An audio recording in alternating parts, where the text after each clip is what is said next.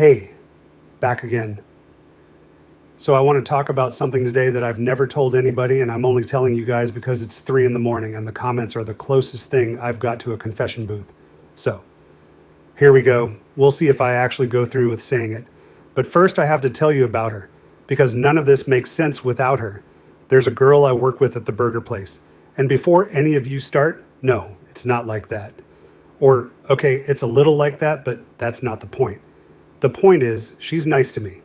And I need you to understand how rare that is, because I've done the math on my life, and a person being nice to me is roughly a 1 in a million event, and she does it every shift like it costs her nothing. Like, she remembers my order. I've worked there 11 years, and the managers don't remember my name, but she remembers I don't like the pickle. She laughed at a joke I made one time, a real laugh, not the polite air laugh women do at me where they're already looking for the exit. An actual laugh with her whole face. I think about that laugh more than I think about most members of my own family. She covered my shift once when I had the flu and didn't even hold it over me. She just did it. Like I was a regular guy worth doing a normal kindness for. You have to get how that lands on a guy like me. When the world's been treating you like a wet couch left out on the curb for 32 years, and then one person treats you like furniture that belongs inside the house, it does something to you. It's not even romance, I don't think. Or it's not just that. It's like she's the only person who's ever made me feel like I exist in a good way instead of an embarrassing way. And look, I'll be honest, I'm a man. She's pretty, she's curvy, has a big butt, giant knockers, and I noticed, and I'd be lying to your faces if I sat here and pretended I didn't. And it has been a long time. A long, long time since I even kissed anybody. So long you'd have to carbon date it, send it to a lab. So there's a part of me that's just plain hungry. The way you get hungry after skipping enough meals that the body starts in on itself. Okay, so here's the part I have to actually say. I have a binder. So it started really innocent, okay?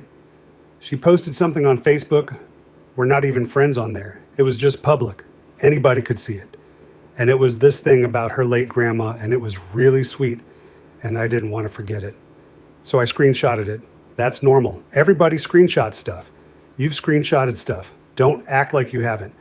And then it just sort of continued from there over a while.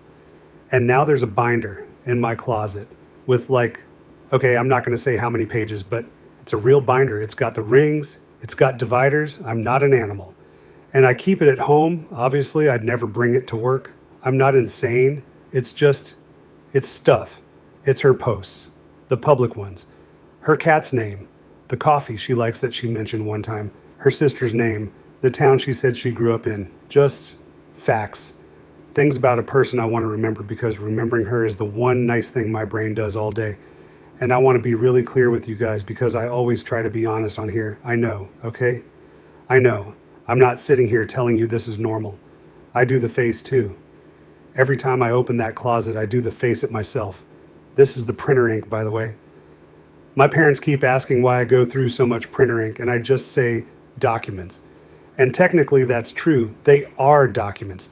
They're just documents about a woman who has no idea I can tell you her grandmother's maiden name, which I'm not going to do because that's a line. And apparently the binder's fine, but that would be weird. That's the line I've drawn. Let me move on. So why am I telling you tonight specifically? Here's why. I got a notification today on Facebook, and it's her. She sent me a friend request. Her to me.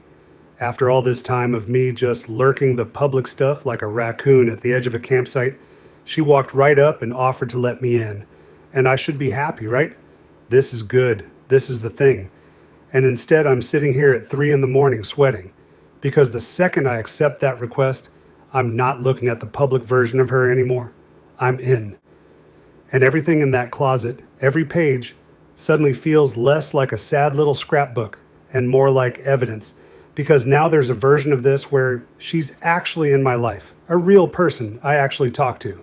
And I'm the guy with the binder. And those two things cannot be in the same room. One of them has to go. So that's the decision I'm sitting with, and I'm not going to pretend I've made it, because I haven't. Do I accept it and finally try to be a normal person to the one person who's ever been normal to me?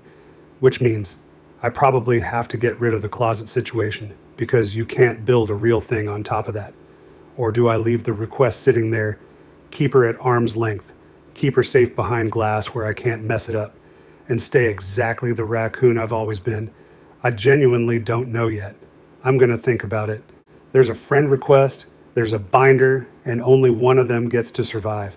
I'll let you know what I do. I did it. Finally, I went for a walk.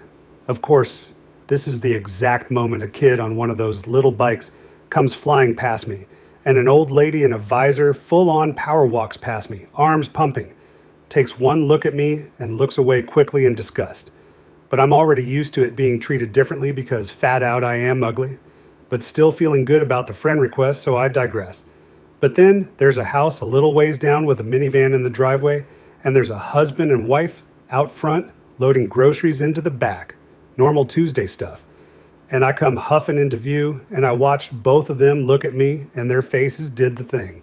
So it happened twice now, and figured it was time to go home and look at some Facebook pictures of my coworker to, open the mayonnaise jar, if you catch my drift. Anyways, you never help around here, then here it comes. When are you going to get a real job? Nobody cares about you as an ugly man over 25, not even the parents. A real job. 11 years. 11 years at the same place. And it's still not a real job to them. They don't even bother to ask how I feel or if I was okay after being bailed on by that date. I was on over a week ago. I'm just taking up space to them. Just took in the bad energy and moved on to my room afterwards. So that's the day. I finally went for a walk. I got chewed out by my dad and mom. And I have a girl's Facebook profile I like, who has a big booty on standby. Won't keep you guys for too long. I got a date, my right hand, like and subscribe. Peace out.